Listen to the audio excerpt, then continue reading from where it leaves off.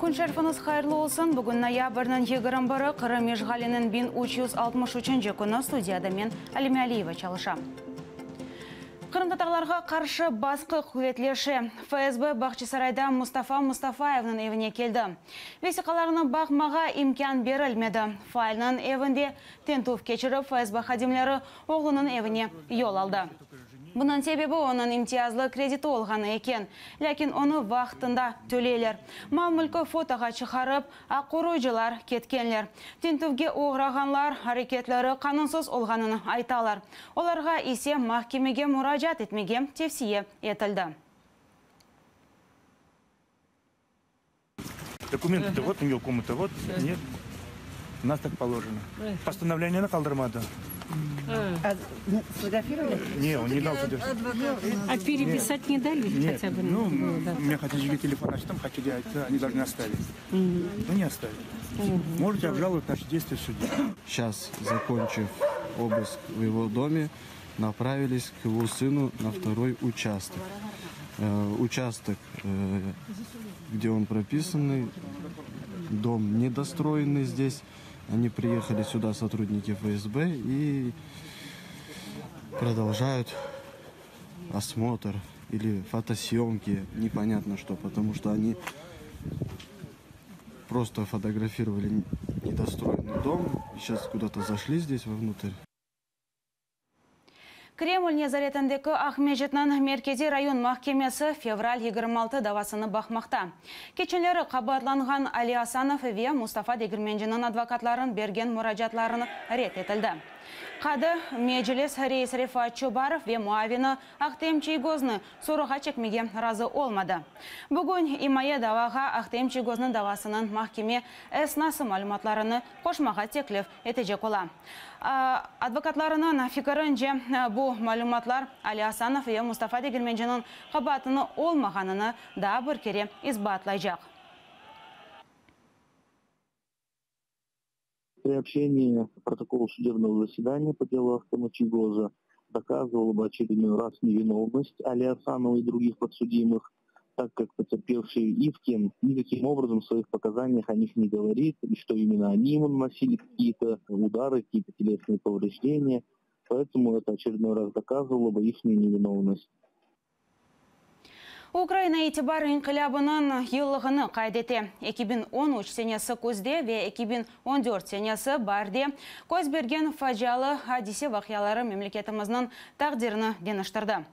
Инқилаб миллионларнен инсаны Авропа келечегіне ирішежегіні бірлештірді. Олардың арасында Қырым татарлар да бар еді. Инсанлар қоранталарыны алып Қырымдан Киевге қол тұтмаға келе еділер. Крымско-татарский народ, верный своим национальным традициям, был, есть и всегда будет с национально-демократическими силами Украины вместе с вами. Қырым татарлар Украинаның Авропа интеграциясына қол тұтмақ үшін Қырымдан Киевге барышық акцияларына келейді. Ең фаль сөйлеріндан бір Ахтем Чейгоз олғанады. О, азат етілген соң мұстақылық мейданында илк сефер болуна. Қырым татар байрақлары или чадырлар қайда тұрғанына көстерем.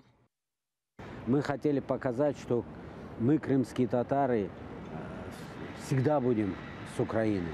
Мы все стояли очень близко друг к другу, настолько огромное количество людей, и я как бы по ощущениям видел, что это киевляне поднялись в защиту своих детей.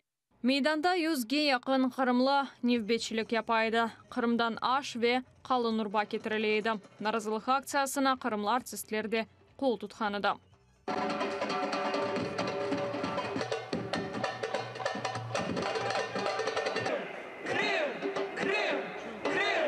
Османовлар айлесі майданға келіп фааллерін ашатайды. Қырымдан қазан, пырныч ве ет кетірілейді. Эркес миллешларнен сыйланайды. А что вы здесь варите? Плов. И сколько в такую кастрюлю помещается? Килограмм, наверное, 100. И сколько вы уже здесь дней варите? Второй. Второй день? А почему? Почему? Для народа помочь. Айле башы Мустафа Усманов Авропа келечегі үшін семеддешлерінен бір сырада тура еділер деп айтам. Никак ничего не жалею. Вся наша цель была, как говорится, это борьба за восстановление нашей государственности.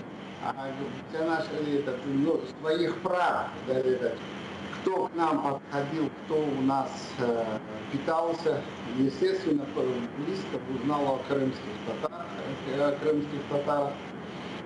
И очень радовались тому, что крымские татары с нами вместе. Андрей Гук итибарын қалабы вақтында майданның теби қызметіні идаре еткені да. Митинг іштиракчылары соғыланғанда яда грипп болғанда оларына тедавилейді. Соңыра яраларына сарғаны да, елінден келгеніні япайдылер деп хатырлай. Перших померлих, це фактично принесли, коли я був на чергуванні, і це було, зараз цим вже немає, це була Чебуречна, біля готелю «Козацький». І не секрет, що медична служба штабу національного спротиву Євромайдану надавала медичну допомогу як протестувальникам, так і постраждалим з силових структур. Итибарын қалаба борчуқ Украин ве Қырым татары үшін яңа Украинаның құрылышы олды. Бұл снас Украинаның шарқында женг вазиетінде ве Русияның Қырым ишғалі вазиетінде девам ете. Акимиеттен талап етілген шейлер деңішмей қала. Ми вимагаємо гідного життя. Саме це і є вимоги Майдану. Люди знов вийдуть і будуть питати, де всі ці вимоги. І так буде до тих пір, поки їх не буде до останньої виконано. Эльвина Сейдбулаева, Маргарита Потапова, Асан Минов, Заман, АТР. Семайзу қараманлары аллеясында Украинаның кележегі үшін жанына фида еткенлері анмаға девам етелер. Сабадан анда Киев сакенлері ве мұсафалары келе. İnsanlar қайт ете ке Евромайдан olmasaydı Украинаның мұстақылығы имкансыз olur еді. Айны вақытта акимиет 4 ел евесі олған Одиссея вақияларыны тәқиқ етмей деп айталар. Я вважаю, що все-таки, якби не Майдан, якби не ті події, то на сьогоднішній день ми б вже давно були придатком Росії, якоїсь федерації, Російській Федерації. В першу чергу не зацікавлені якраз діючі керівники, тому що багато їх соратників знаходяться або за кордоном і, відповідно, продовжують з ними і бізнес-проекти, відповідно, і були задіяні, відповідно, в спільних проектах попередніх років. І влада не виконує якраз і заповіді і Майдану, і заповіді загиблих Небесної Сотні. Жебеде бұр Украина аскері елі қолды. Душман Минск ясақ еткен селяны құланмаға девам ете. Бөйле же бұйық калибрлі аман-аман юз майын атылды. Женг алында 22 яшында Арби Екім Елена Мұрадова елі қолды. О Азербайджанда дүнияға келді. Бабасы Азері, анасы исе Украинадыр. Ато алынына генч қыз ағасынен берабер кетті. Танышлары пек дөлбер ве самими қыз олғаныны деп айталар. Жевинлер Украинаға кележек, ләкені бұл сила башта Гурджистанға берілежектір. Америка Бірлескен Девлетлерінің Девлет департаменті бұл силаның сатылығы ақында бөйле қарар алды. Кеченлері Гурджистанда акимиеті 400-ден зияде танкларға қаршы Жевелін силаның берілмесіні істеген еді. Гурджистан арбилеріне Жевелін силасының құланмасыны огренген талимачы йоланылажақтар. Сымарышының фияты $72 миллион тешкілете. Америка Бірлескен Девлетлер телюкесізлік алында Мудафа назелігінің білдіргене көре, Гурджистан Мудафасының құветлештіровы Америка Бірлескен Девлетлерінің милли телюкесізлігіні күч пештірежектір.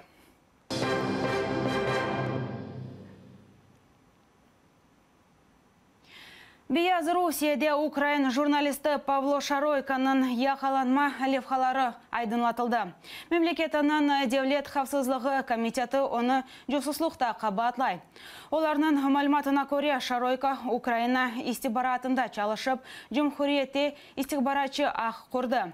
Украин радиосының мұхбері Павло Шаройка октябрның 25-інде яқаланды. Янында Украин мақсыз қызметлерінің забиті шәдетнамесі бар еді, деп хабар етілді. Бұндан да ғайры Белоруссияда Украина елшіханесінің меслиятчысы Игорь Скворцов сыңыр тыш илян етілді. Павло Шаройка сорғуға чекілген видеода Скворцов да Украин истибаратчысы ола деп айта. Украина истибаратының баш идаресі бүтін бұларны инкар ете.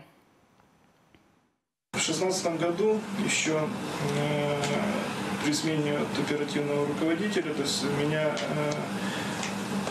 перевели из отдела, который занимался журналистами, будучи под прикрытиями, в отдел,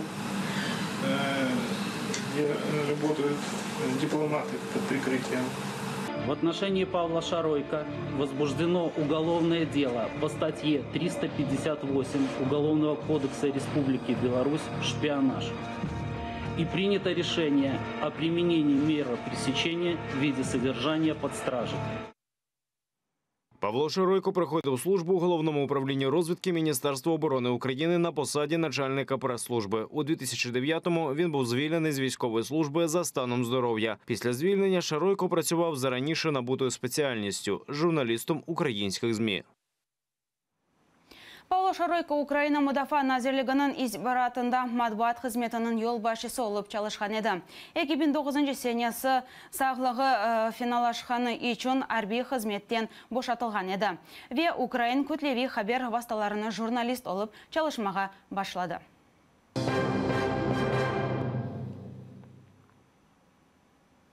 Париждегі Одеон театрында Олег Сенцовның нутқу бұйық алғышларынан қаршыланды. Бұл ақта Украин язычысы Ирена Карпа Facebook сайфесінде білдірді. Викенд Аласта фестивалінің финал қысымыны Френкинстанда Украин елшіханесі кечірді. Тедбірде Европадаки сөз сербестлігі ақында фальсифи мұнақашалар өткерілді. Серджілер Олег Сенцовның 4 дақалы видеосыны көстерділер. О сияси мабюз СИЗОда ятханда шығарылған еді. Видео бұйық алғышларынан қаршыланды. У нас тоже была преступная власть, но мы вышли против нее. Нас не хотели слышать, мы стучали в эти мусорные баки. Нас не хотели видеть власть. Мы поджигали покрышки, в конце концов мы победили. То же самое произойдет у вас. Единственное, что я могу пожелать, это научиться не бояться.